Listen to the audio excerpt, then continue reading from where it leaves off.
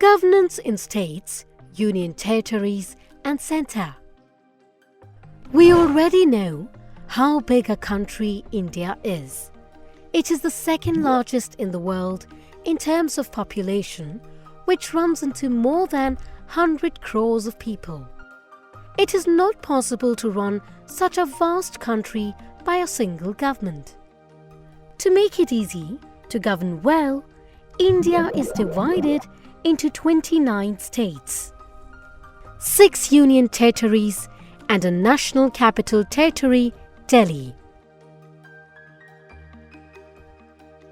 In the previous class, we have learnt that the powers are divided between the central and the state governments, and they are independent in their own spheres. The state laws are made by the state legislature, and the state executives execute these laws in their state. State legislature. There are two types of state legislatures: bicameral and unicameral.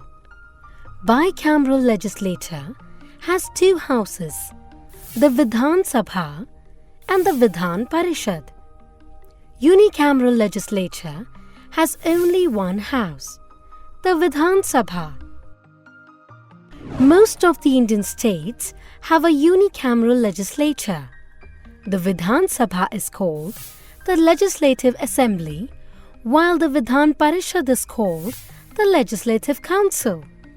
The Legislative Assembly of the state should not have more than 500 members or less than 60 members. Its term is of 5 years, and it has more powers than the Legislative Council. The Legislative Council is a permanent body. Any Indian citizen who is more than 25 years of age can become a member of the state legislature. There is a speaker and a deputy speaker in the Legislative Assembly.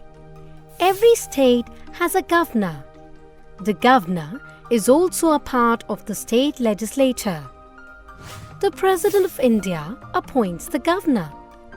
Any Indian citizen who is more than 35 years of age can be appointed governor of a state by the President. The Advocate General, the chairman, and the members of the State Public Service Commission are appointed by the governor in a state. Even the President consults the governor at the time of appointment of judges of the state high courts. Vidhan Sabha, Bengaluru. The Chief Minister and the Council of Ministers. The Chief Minister is the most important official of the state government. He has to supervise the work of the entire Council of Ministers. The Chief Minister and the Council of Ministers are appointed by the governor. The party that wins the largest number of seats in the Legislative Assembly elections is eligible to form the government. The governor calls the leader of that party to form the government.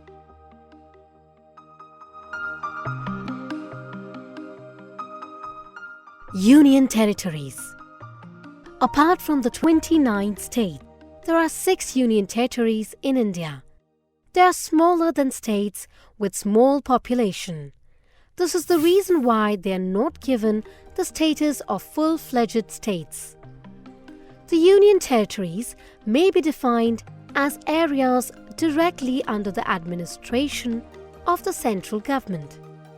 The President appoints an administrator for these union territories. This administrator is called the Chief Commissioner or the Lieutenant Governor.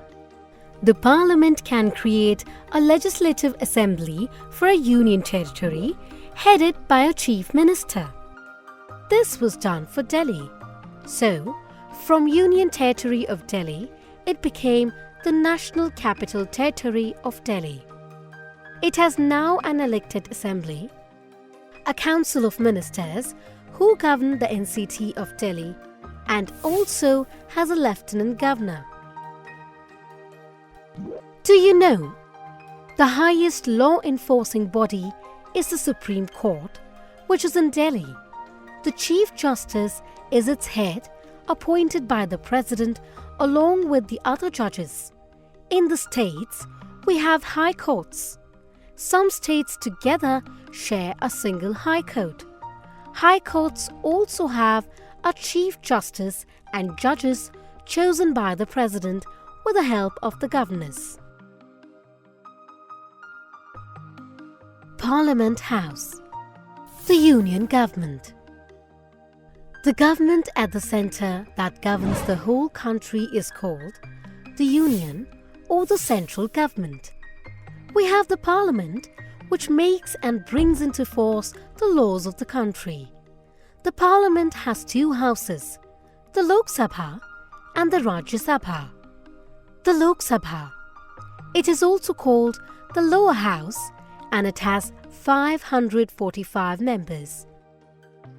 They are elected directly by the people of India for a period of 5 years.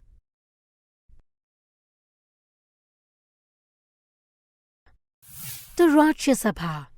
It is also called the upper house and has 250 members who are elected for a period of 6 years. 12 of these members are nominated by the President of India from the fields of art, cinema, industry, etc. The rest 238 are elected. Every second year, 1/3 of the members retire. Members of both the houses are called the Members of Parliament, MPs. The single largest party has a majority of MPs form the government. The President of India invites the leader of the majority party to become the Prime Minister and he chooses his council of ministers to help him or her to govern the country. The President. The President is the head of the country and is elected by the Electoral College. The Electoral College consists of members of Parliament, legislative assemblies, and legislative councils of all states in Delhi. The President is the Supreme Commander of the Armed Forces. A quick recall. We have 29 states, 6 union territories, and the National Capital Territory of Delhi. States are governed by Chief Ministers and their Council of Ministers. Union territories are ruled by the Lieutenant Governors. States with two houses, the Vidhan Sabha and the Vidhan Parishad, form bicameral legislatures. Most of our states have unicameral legislatures.